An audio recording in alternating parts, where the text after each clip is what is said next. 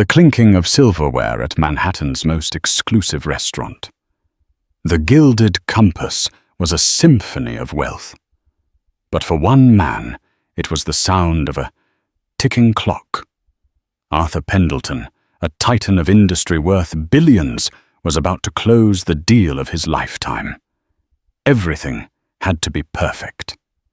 So when a young waitress, breathless and 5 minutes late with his water, finally arrived at his table, the symphony stopped.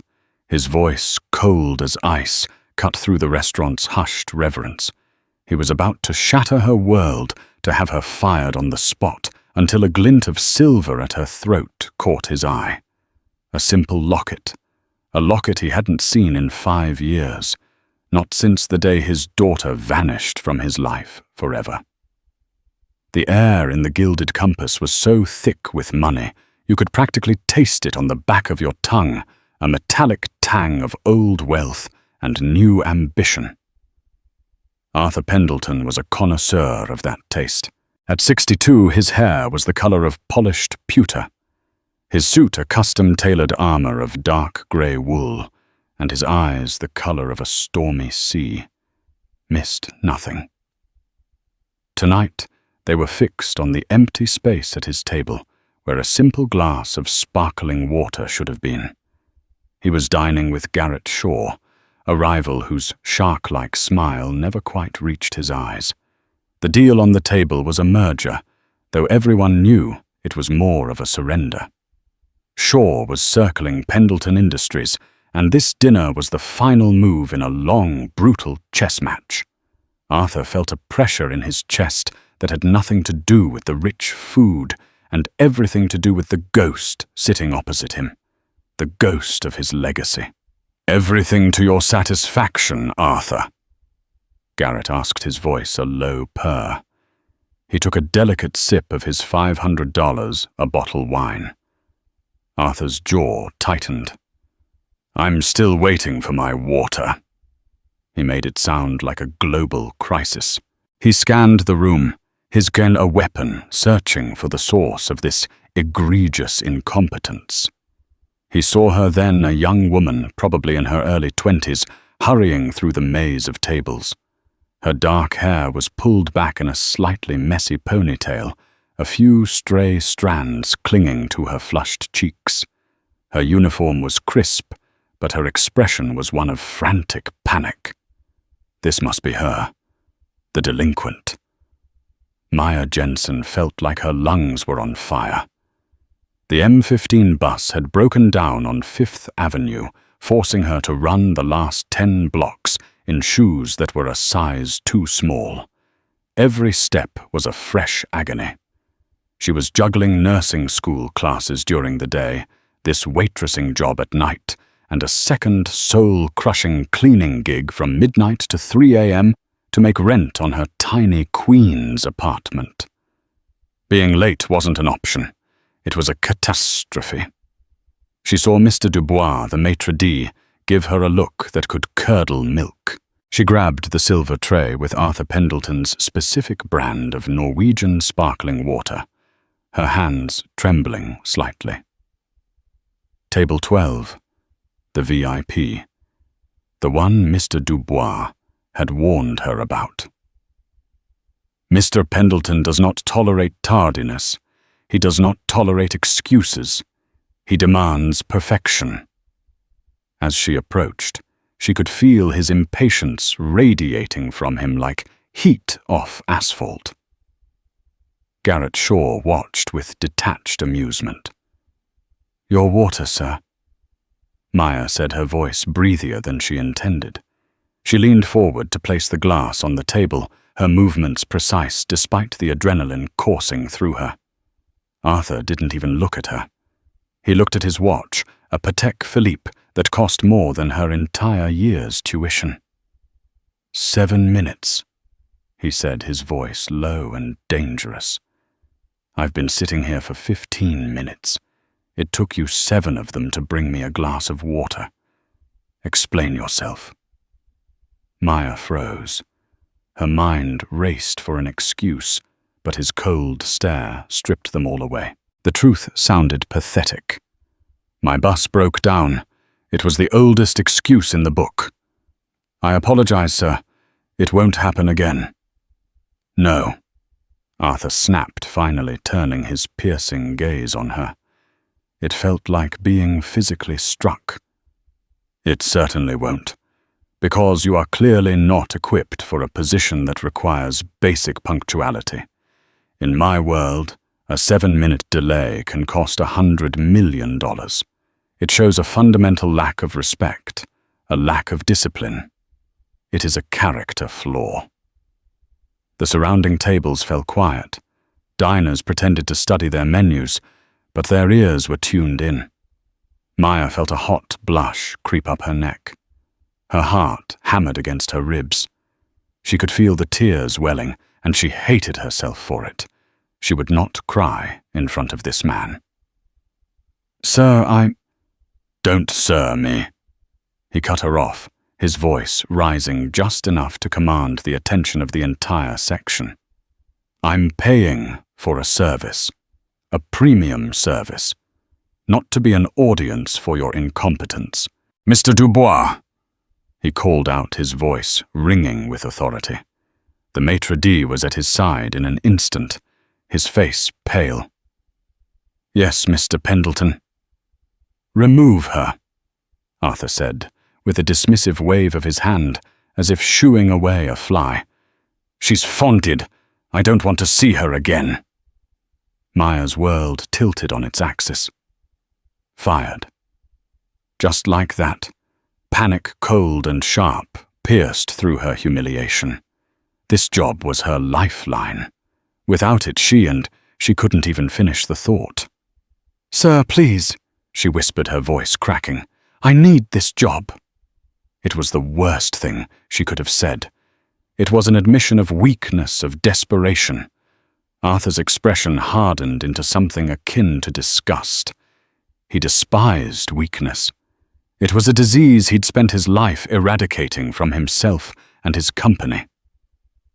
Your needs, he said slowly, leaning forward, are utterly irrelevant to me. He was about to turn away to dismiss her from his reality entirely, when his eyes snagged on something, a flicker of a movement at the hollow of her throat. As she had pleaded with him, her head had tilted, and a simple silver chain she wore had swung forward. On it hung a small heart-shaped locket, slightly worn with age. Arthur's breath hitched. The locket wasn't just any locket. It was perfectly, agonizingly familiar. The brushed silver finish, the tiny, almost invisible scratch near the clasp, the way it caught the light. He knew it, like he knew the lines on his own hand. The tirade died on his lips. The restaurant Garrett Shaw, the multi-billion-dollar deal, it all dissolved into a dull, roaring background noise. All he could see was that locket. He had commissioned it himself from a small artisan jeweler in Florence. He'd given it to his daughter Sophie for her 16th birthday. He had watched her clasp it around her own neck, her eyes shining with joy. It was the last birthday they had ever celebrated together. 5 years ago, Sophie had vanished. A sailing trip gone wrong, the official report said. Her boat was found capsized. Her body never recovered. The locket, which she never took off, was gone with her. And now it was hanging around the neck of this flustered, incompetent waitress he had just publicly eviscerated. The world stopped spinning.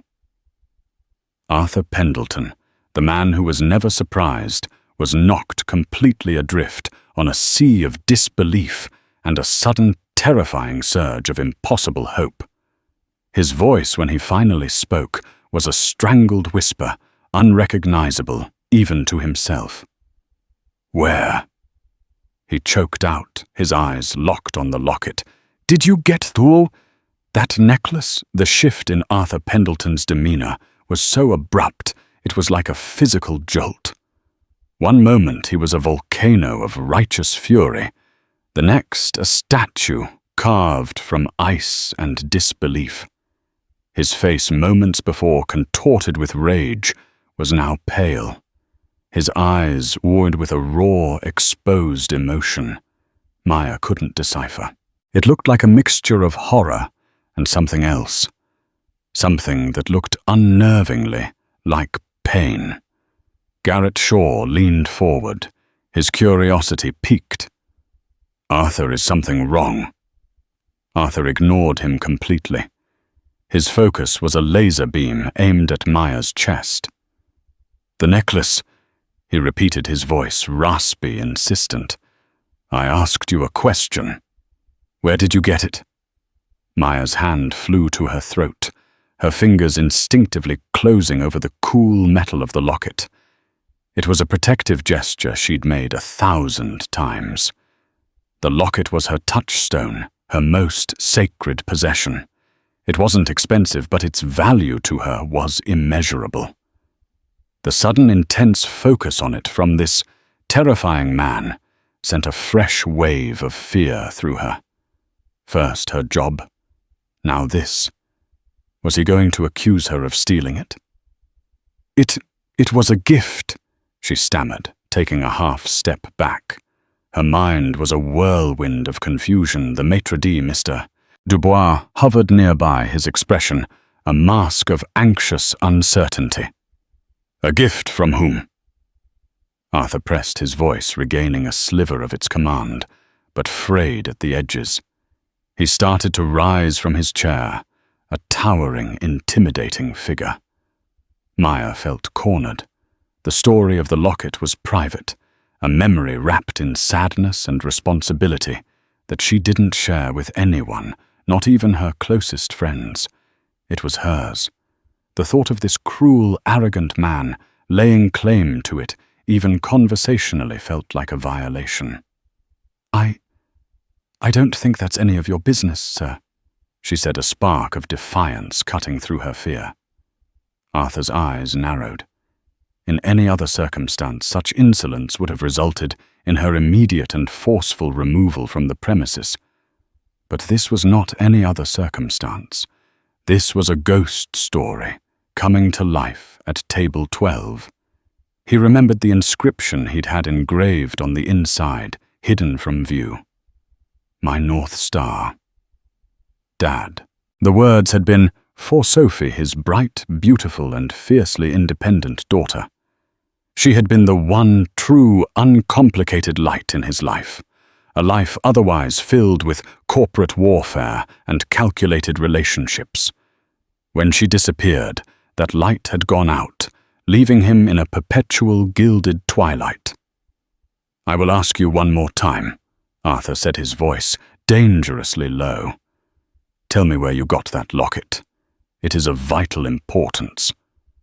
Garrett Shaw smirked. "For heaven's sake, Arthur, it's a piece of jewelry. The girl probably bought it at a flea market. Don't cause a scene." "Stay out of this, Garrett," Arthur snapped without looking at him. He pulled out his wallet, the fine leather, sighing as he opened it. He extracted a stack of $100 bills, at least $1,000, and placed them on the table.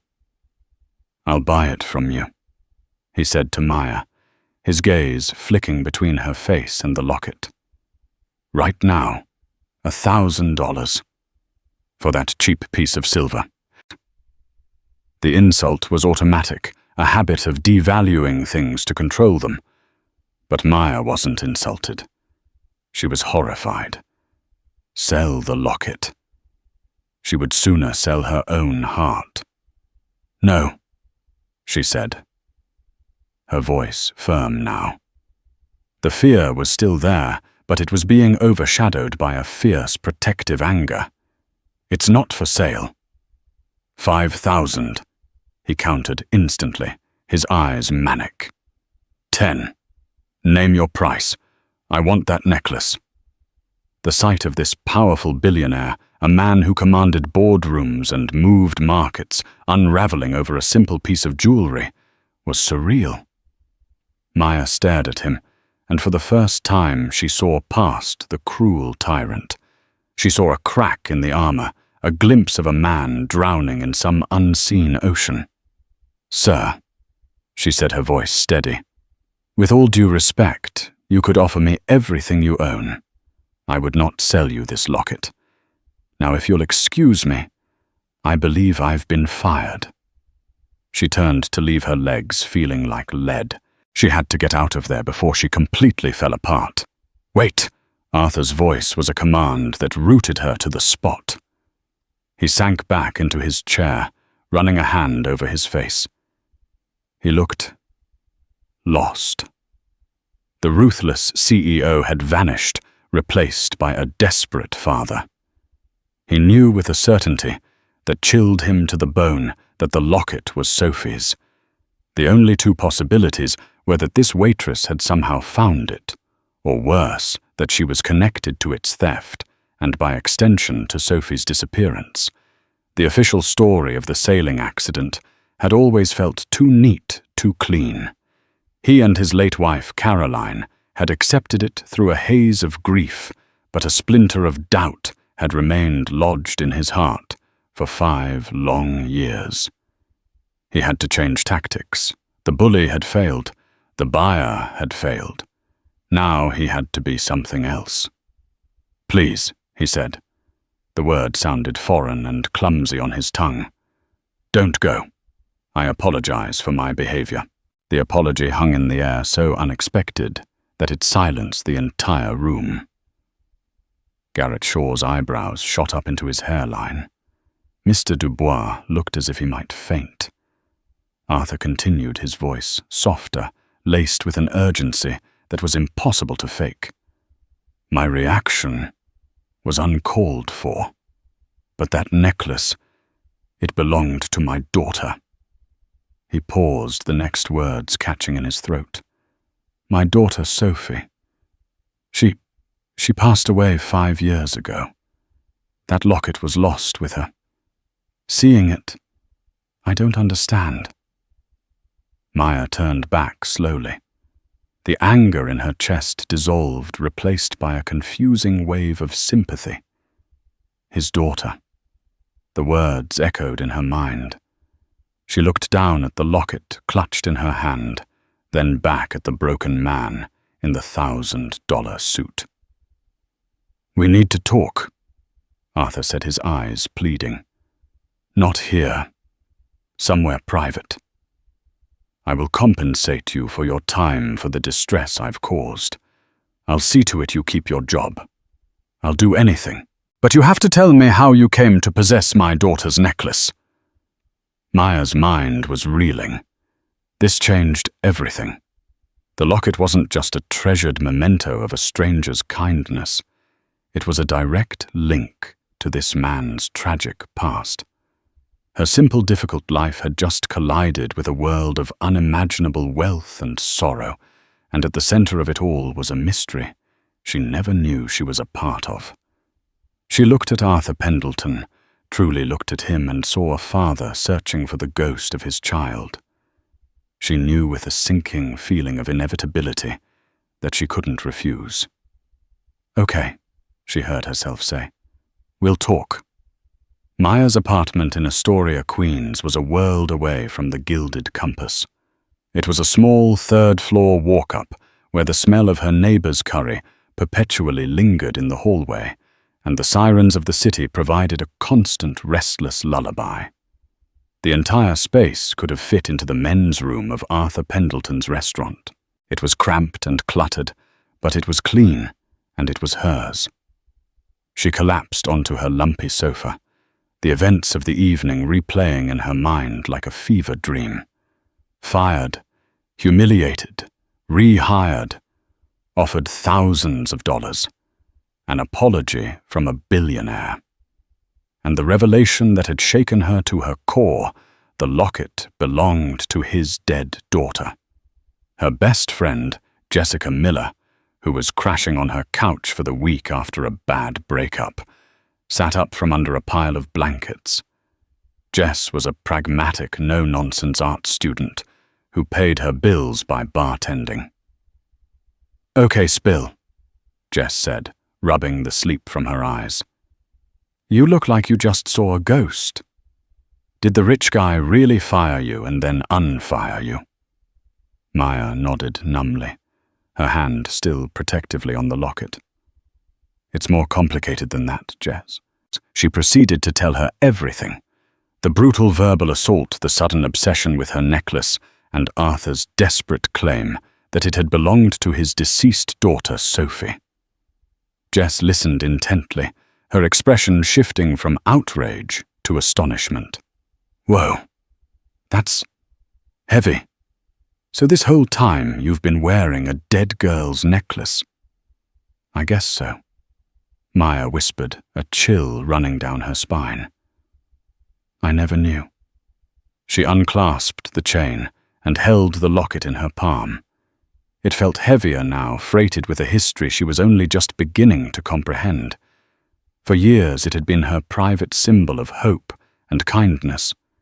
Now it was a symbol of someone else's loss. "So what's the deal with the locket, anyway?" Jess asked gently. "You've never really told me the full story. You just said it was important." Maya took a deep breath. She rarely spoke of it. The memory was sharp and painful, a moment that had fundamentally altered the course of her life. "It was about 5 years ago," she began, her voice soft.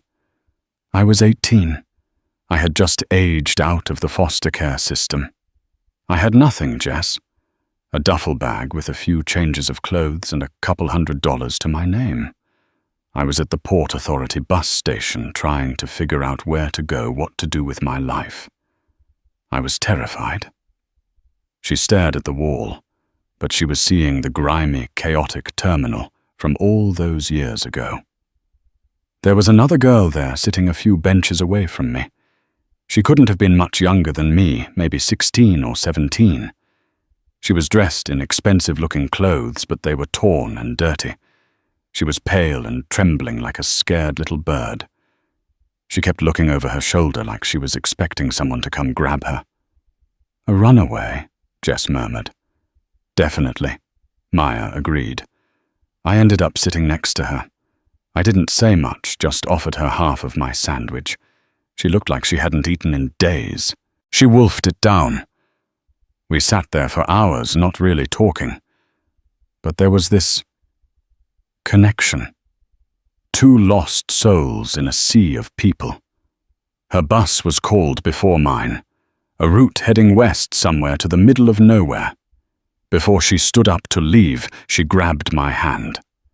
Her hand was freezing cold.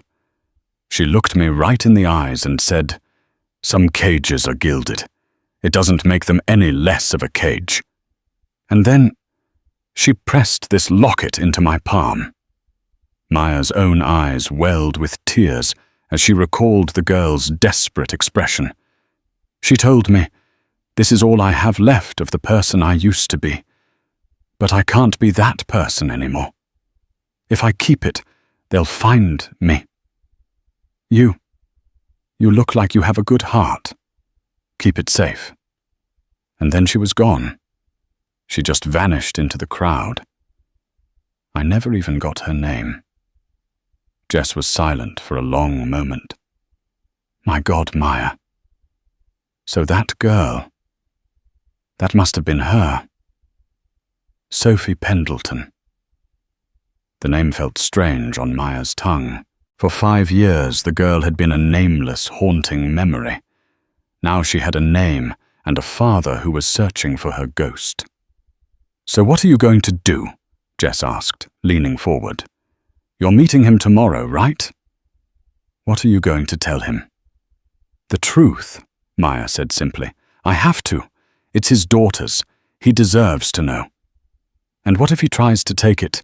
"He can't just take it," Maya said, though a flicker of doubt crossed her mind. "The girl gave it to me. But it feels different now. It feels like it belongs to him, or at least the memory of her does." "Listen to me," Jess said, her voice serious. "This guy is a billionaire. He treated you like dirt. He has power you and I can't even imagine. Be careful. Don't let him push you around." She paused, a crafty look in her eye. And honestly, if he offers you money again, think about it. 10 grand would cover your tuition for the rest of nursing school. It could change your life. This guy can afford it. It's the least he owes you for humiliating you. Maya shook her head. It's not about money, Jess. It's about this girl, Sophie. She was running from something. She was terrified. Some cages are gilded. What did she mean by that? And everyone thinks she died in a boating accident. It doesn't add up. She felt a deep, unsettling sense of responsibility, not just to Arthur Pendleton, but to the scared girl in the bus station who had trusted her.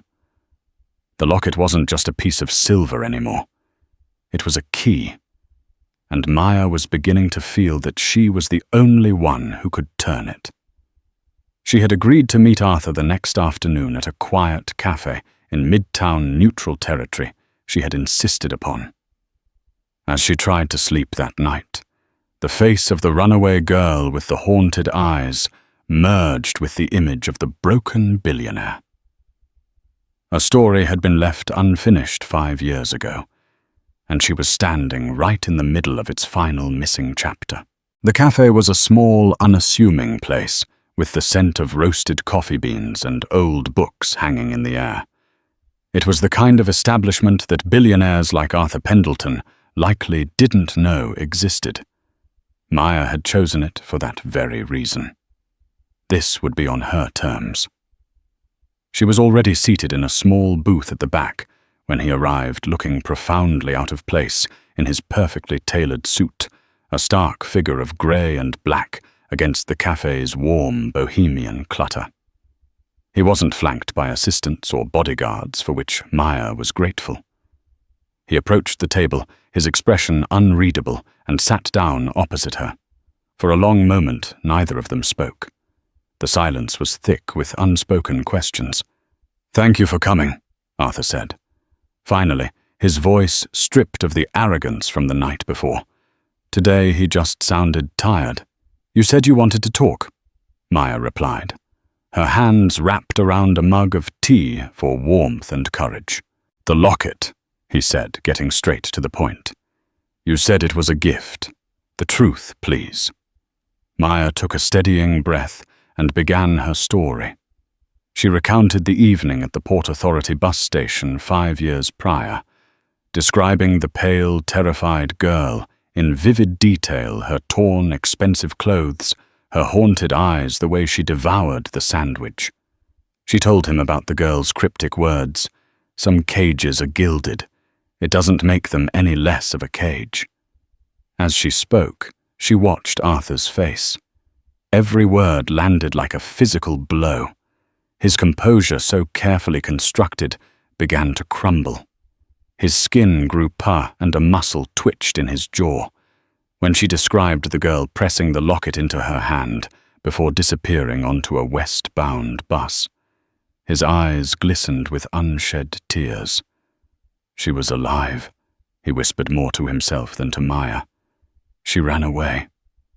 The news, the reports all said it was a sailing accident," Maya said gently. "They said she was gone." Arthur looked away, staring out the window at a world he no longer seemed to be a part of. The truth, when he finally spoke, it was a confession that had been poisoning him for 5 years. "The accident was a lie," he said, his voice heavy with guilt. "A fabrication. We staged it, her mother and I." Maya stared at him, completely stunned. "You faked your own daughter's death. Why?" Arthur leaned forward, his hands clasped on the table. The story poured out of him a torrent of secrets and regret. "Sophie wasn't happy. I saw it, but I didn't understand the depths of it. I thought it was teenage angst. I gave her everything, the best school's clothes, travel, anything money could buy. I thought that was my job, to provide. Her mother, Caroline, she was closer to her, but she was sick by then. The cancer was already taking her. He paused, the memory of his late wife clearly a fresh wound. There was a young man, the son of a business associate. He became obsessed with Sophie. At first it seemed harmless, infatuation, but it grew darker. He was possessive, manipulative. He started following her, threatening any boy who even spoke to her. We got a restraining order, but his family was powerful. Garrett Shaw's family. The name hit Maya like a punch to the gut. Garrett Shaw, the man who had been dining with Arthur last night. Garrett's son William was unstable, Arthur continued. We had him investigated. We found out he was violent, had a sealed juvenile record. He told Sophie that if he couldn't have her, no one would. He described in detail how he would hurt her. We went to the police, but they said without a direct physical assault, their hands were tied. It was just a rich kid's word against another's. So you helped her run? Maya breathed, the pieces clicking into place. It was Caroline's idea, he said, a sad smile touching his lips. She was always the clever one. She said the only way to truly get Sophie away from William Shaw was to make her disappear, to make the world, and more importantly, the Shaws believe she was dead. So we arranged it. The sailing accident. A trusted security contact of mine picked her up from a designated point on the coast and was supposed to take her to a safe house, a new life we had prepared for her in Canada. New name, new identity, everything. His face contorted in pain. But she never made it to the safe house. Somewhere between the coast and the first checkpoint, she panicked. She ran. She thought our plan was just another cage, a different one, but still a cage built by her father. She vanished from our people and she vanished from us. The last communication we ever had was a note she left with our contact. It just said, "I have to do this my way."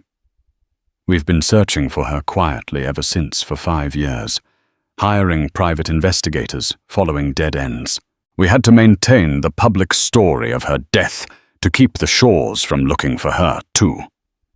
He finally looked at Maya, his eyes swimming with a grief so profound it made her ache. All these years, he choked out. I thought she was out there somewhere angry at me, but alive, independent, free. But if you met her at a bus station in New York, she never even made it out of the state on her own. She was alone, scared, with nothing but a locket I gave her. The gilded cage.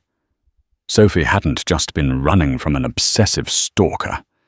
She had been running from a life she felt was being controlled, even by a father who was trying to protect her. And Garrett Shaw, Maya said, her mind racing. The man you were with last night. You're making a deal with him. Arthur's expression darkened. Garrett knows something. I'm sure of it. His son William died of an overdose 2 years ago, but Garrett, he's been circling my company for the past year. He drops hints, little veiled comments about family secrets. He knows I'm vulnerable. I believe he suspects Sophie is alive. This merger is blackmail, plain and simple. He's using my fear, my secret, to leverage a takeover of everything I've ever built. Suddenly, the dinner at the Gilded Compass took on a sinister new meaning. Arthur's stress wasn't just about a business deal. It was about protecting his daughter's secret, a secret he now knew was far more complicated than he had ever imagined. Maya looked at the locket which she had placed on the table between them. This small piece of silver was the epicenter of a web of lies, fear, and heartbreak. It connected a dead boy, a grieving father, a ruthless rival, and a girl who had simply wanted to be free. So the girl I met, Maya said slowly, was not running from you. She was running from everything. Yes, Arthur said, his voice cracking, and I'm afraid that in trying to save her, I drove her into a world she was completely unprepared for. He looked at Maya, his desperation laid bare. You are the first real lead I've had in 5 years. You are the only person who has seen her since she ran. I need your help. I need to know what happened to my daughter after she left that bus station. The quiet cafe transformed into the war room for an unlikely alliance. The cold, ruthless billionaire and the compassionate, struggling waitress were now bound by a single, desperate goal to find out what happened to Sophie Pendleton. Arthur, galvanized by the first glimmer of real hope in half a decade, became a man of action. The fog of grief and guilt was pierced by the sharp clarity of purpose. He took out his phone, and with a few swift, quiet calls, he mobilized resources Maya could barely comprehend. I have a private investigation team, he explained, his voice low and urgent, led by a man named Daniel Chen, former FBI. The best there is, they've been on retainer for years chasing shadows for me. Now they have something real to go on. Your memory. Over the next hour, Daniel Chen, a sharp, composed man in his late 40s, arrived at the cafe. He listened without interruption as Maya once again recounted her meeting with Sophie. He recorded every detail, the time of day, the bus route she mentioned westbound, nondescript, her physical appearance, her exact words. He treated her testimony not as a vague memory, but as a critical piece of evidence. The Port Authority has security footage, but archives from 5 years ago are a long shot, Chen said to Arthur, but not impossible, especially if we know a specific date and approximate time. We can start there. The bus line is a problem. Westbound is tragically vague. What about Garrett Shaw? Maya asked, feeling emboldened. Mr. Pendleton thinks he knows something. Arthur's face hardened. Chen, I want your team to do a deep dive on Garrett Shaw and his son William. Financials, communications, everything. I want to know what he had for breakfast every day for the past 5 years, if you can find it. He was at that restaurant last night for a reason. I need to know what he's playing at. Already on it, sir, Chen replied. The timing of this merger push combined with this new information, it's too coincidental. As Chen and his team began their digital and real-world hunt, Arthur turned his attention back to Maya. He saw her not as an employee or an inconvenience, but as the sole keeper of his daughter's last known moments of freedom. I need you to come with us to the bus terminal, Arthur said. I know it's asking a lot, but walking through it, seeing the space, something else might come back to you. Maya agreed without hesitation. The story had taken root in her heart. This wasn't just his quest anymore. It was hers too. The next day, the Port Authority bus terminal felt different. With Arthur and Chen beside her, it was no longer a place of aimless transit, but a crime scene where the trail had gone cold 5 years ago. They walked through the noisy, chaotic halls, and Maya pointed out the bench where she and Sophie had sat. She was facing that way, Maya said, pointing towards a bank of monitors displaying departure times. She kept looking over there towards the main entrance on 8th Avenue. Chen made a note. Looking for someone or looking out for someone? Hours later, Chen's team worked a minor miracle. They had managed to retrieve the security archives. In a rented office space nearby, the three of them stared at a grainy black-and-white monitor.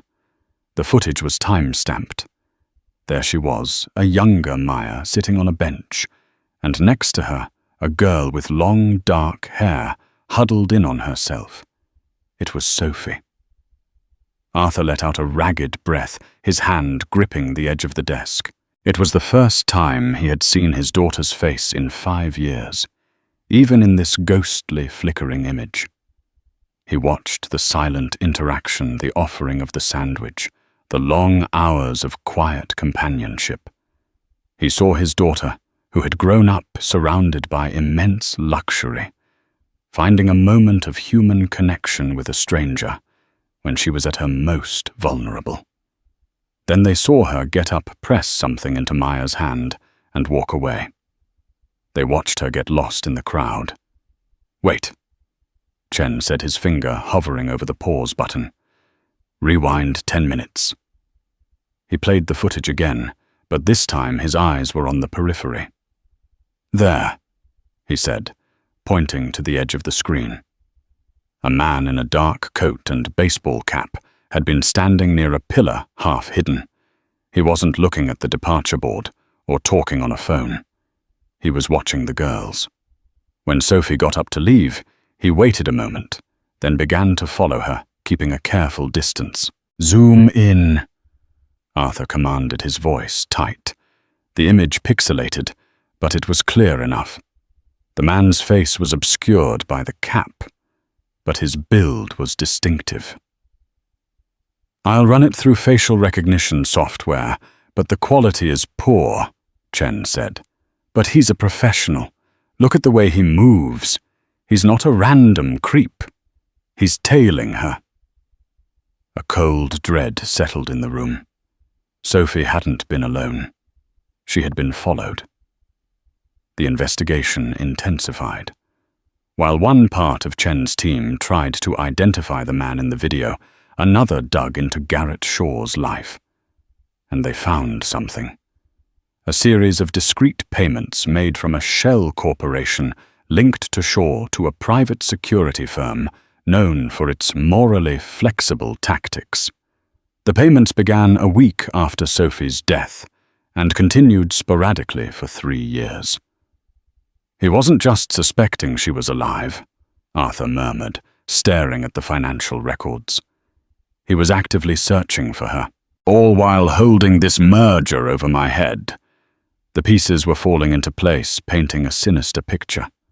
Garrett Shaw, grieving and vengeful over his own son's obsession and subsequent death, had likely hunted Sophie relentlessly. The merger wasn't just about business, it was personal. It was about destroying Arthur, the man whose daughter he blamed for his son's demise. The question was, did he find her? A breakthrough came 2 days later. The facial recognition software got a partial match on the man from the bus station. His name was Kevin Foster, a disgraced ex-cop turned private contractor, and his name appeared on the payroll of the same security firm Shaw had been paying. They had their link. Chen's team worked backwards, tracking Foster's movements 5 years ago. They found car rentals, credit card charges for cheap motels, a digital footprint that led them west, following the path of the bus Sophie had likely boarded. The trail led them through Pennsylvania, Ohio, and then went cold in a small, forgotten town in rural Illinois. But then another team, the one digging into Sophie's past, found something that changed the entire direction of the search. Sophie had a secret she had kept even from her parents. Before her disappearance, she had been secretly volunteering at a youth shelter in the city. She had a friend there, a girl who had since moved away. Chen's team tracked the friend down. Over a speakerphone in the office, the friend's voice was hesitant. "Sophie. Yeah, I remember her. She was different. So rich, but she seemed so sad. She used to talk about wanting to disappear. Not in a bad way, but just wanting to be someone else, somewhere quiet. She had this dream of living in a small town, working in a library or a bookstore. She was obsessed with one place in particular, a little town in Oregon she'd read about in a book. She gave them the name of the town, Havenwood Creek. It was a long shot, but it was the most concrete lead they had. Arthur looked at the map. Havenwood Creek, Oregon. It was 1,000 miles from where Kevin Foster's trail went cold. Had she given him the slip and made it to her dream destination? "Book 3 plane tickets to Portland, Oregon," Arthur said to his assistant over the phone. He looked at Chen, then at Maya. "We're going to Havenwood Creek." He knew he was chasing a ghost, following the 5-year-old dream of a girl who might not even exist anymore. But for the first time, he felt he was following his daughter's path, not just the cold trail of her disappearance. And he needed Maya, the last person to see her, to be there with him. Havenwood Creek, Oregon, was everything the name suggested. Nestled in a valley carved by a winding river, it was a town where the air smelled of pine and damp earth. It was the antithesis of Manhattan's slow quiet, and wrapped in a blanket of serene green. It was the perfect place to disappear. Arthur Meyer and Daniel Chen checked into the town's only hotel, a quaint rustic lodge. The change in environment was jarring for Arthur. Here his billions meant nothing. No one knew who he was. He was just an anxious, aging man, searching for his daughter.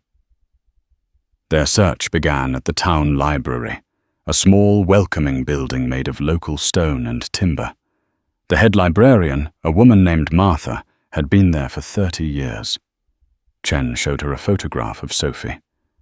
Martha's eyes lit up with recognition. "Oh my goodness, that's Anna." Arthur's heart leapt into his throat. "Anna?" "Yes, Anna Gable," Martha said with a fond smile. "She worked here for a couple of years, started about 5 years back. A sweet, quiet girl. Very bright, loved books. Said she was from back east, wanted a simpler life. She made it." Arthur thought a wave of relief so profound it nearly buckled his knees. She was here.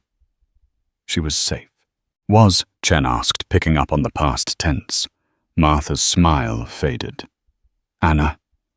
She passed away. About 1.5 years ago. It was terribly sudden. A bad case of pneumonia that went septic. The whole town was heartbroken. She was so young." The relief that had flooded Arthur's system evaporated instantly, replaced by an icy, crushing despair. It was a cruel cosmic joke. To find her only to learn he was years too late. He had faked her death to save her from a monster, only for a common, random illness to steal her from him anyway. He staggered back and Maya reached out to steady his arm. The grief was so absolute, it was suffocating. "I'm so sorry," Maya whispered, her own heart breaking for him. But Martha wasn't finished. The real tragedy was what she left behind. "What she left behind?" Arthur asked, his voice a hoarse whisper. "Her daughter," Martha said gently. "A beautiful baby girl. She named her Mia." The world, which had just collapsed around Arthur Pendleton, suddenly reformed into a new, unbelievable shape. A granddaughter. He had a granddaughter. "Where is she?" he demanded, his voice thick with a desperate new hope. "Where is the child?"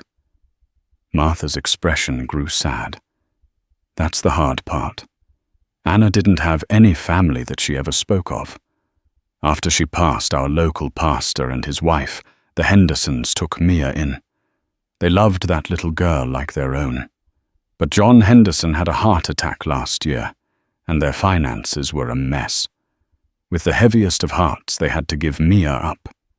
She was placed into the state's foster care system.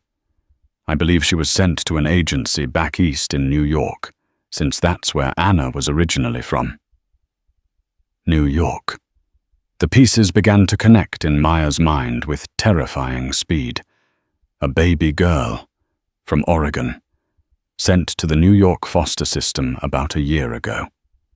Her blood ran cold. "Maya, what is it?" Arthur asked, seeing the look of shock on her face. "Wait," Maya said, her voice trembling. She turned to Martha. "This baby, Mia, did she have anything with her? Any special items?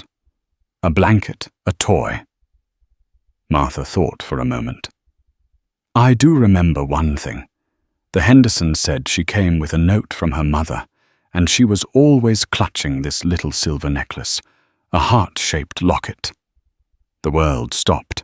Maya stumbled backwards, her hand flying to her mouth. It couldn't be. It was impossible. A coincidence of staggering astronomical proportions. But in her heart, she knew it was true. "Arthur," she said, her voice barely audible. She looked at him, her eyes wide with a truth so immense it could barely be spoken. "The locket. I told you the girl at the bus station gave it to me. I lied." Arthur stared at her, his face a mask of confusion and dawning horror. "What are you talking about?" Tears streamed down Maya's face. The secret she had guarded so fiercely, the lie she had constructed to build her life, was about to come undone. "I didn't meet your daughter 5 years ago," she confessed, the words tumbling out in a rush of shame and fear. "I've never met Sophie. My story about aging out of the foster system, that part was true. But 1.5 years ago, my life was falling apart. I was alone. I was working a dead-end job. One night I was at that same bus station Port Authority, and I found an abandoned bag in a locker." She took a ragged breath, forcing herself to continue. "Inside the bag was a baby, a tiny sleeping baby girl. There was a note pinned to her blanket that just said, 'Her name is Mia. Please keep her safe.' And around her neck was the locket." Arthur looked as though he had been turned to stone. "I panicked," Maya cried. "I should have called the police, taken her to social services, but I looked at her, and she was so small and so alone. I was an orphan who grew up in the system. I knew what that life was like. I couldn't do it to her. So I made a decision, a crazy, illegal decision. I took her. I went to a different city. I fabricated a story about a distant cousin who had passed away and left her daughter in my care. I became her legal guardian through a series of lies. I've been raising her as my little sister ever since." She finally looked up, her tear-filled eyes meeting his. "The girl I'm raising, my little sister Mia." She whispered the confession hanging in the air like a death sentence. "She's not my sister. Arthur, I think she's your granddaughter." The revelation was a thunderclap that shattered the universe. Sophie hadn't given the locket to a kind stranger. She had placed it around the neck of her own child, her last desperate act to connect her daughter to a past she herself could never reclaim. And through a bizarre twist of fate, that child had ended up with Maya, a woman who, out of misguided love and a deep-seated fear of the system that had raised her, had given her a home. Daniel Chen was already on the phone, his voice a low, urgent murmur contacting New York social services, trying to trace the adoption records of a baby girl from Havenwood Creek. But Arthur Pendleton didn't hear him. He heard only Maya's words. "She's your granddaughter." The daughter he had lost had left him a gift, a living, breathing piece of her, and the waitress he had so cruelly berated the young woman he had tried to destroy over a glass of water was the very person who had saved the last most important part of his family. The flight back to New York was a surreal journey through a landscape of shock and fragile hope. The truth had been laid bare, and its implications were seismic. Maya was terrified. She had confessed to what amounted to kidnapping, driven by desperate compassion. She expected anger, legal threats, the full, terrifying wrath of a billionaire whose granddaughter she had effectively stolen. But Arthur Pendleton was silent for most of the flight. He wasn't looking at Maya with rage, but with a complex, unreadable expression. He wasn't seeing a criminal. He was seeing the guardian of his only living legacy. He was processing the twin revelations of his daughter's lonely death and his granddaughter's miraculous survival. By the time they landed, Daniel Chen had confirmed everything. A baby girl, Mia, born in Havenwood Creek, Oregon, had been relinquished by her temporary guardians, the Hendersons. She had been briefly in the New York foster system before the case file went cold. There was no record of an official adoption. It was as if she had simply vanished. Maya's story, as unbelievable as it was, fit the impossible facts. The first order of business was not a courtroom. It was a confrontation. Armed with Chen's investigation, the proof of stalking, the illegal payments, the relentless hounding of his daughter Arthur, called a meeting with Garrett Shaw. They met not in a boardroom, but in Arthur's vast empty penthouse apartment, a place that had felt like a mausoleum for 5 years. Garrett arrived with his usual predatory smirk, assuming the final terms of his corporate takeover were to be discussed. He was wrong. Arthur didn't yell. His voice was quiet, deadly. He laid out the entire story, supported by a file of evidence Chen had prepared. He spoke of Sophie's life in Havenwood Creek, her death from pneumonia, and the birth of her daughter. He detailed how Garrett's paid stalker, Kevin Foster, had driven her deeper into hiding, isolating her from the very help that could have saved her life. "Your vendetta didn't just haunt her, Garrett," Arthur said, his voice laced with cold fury.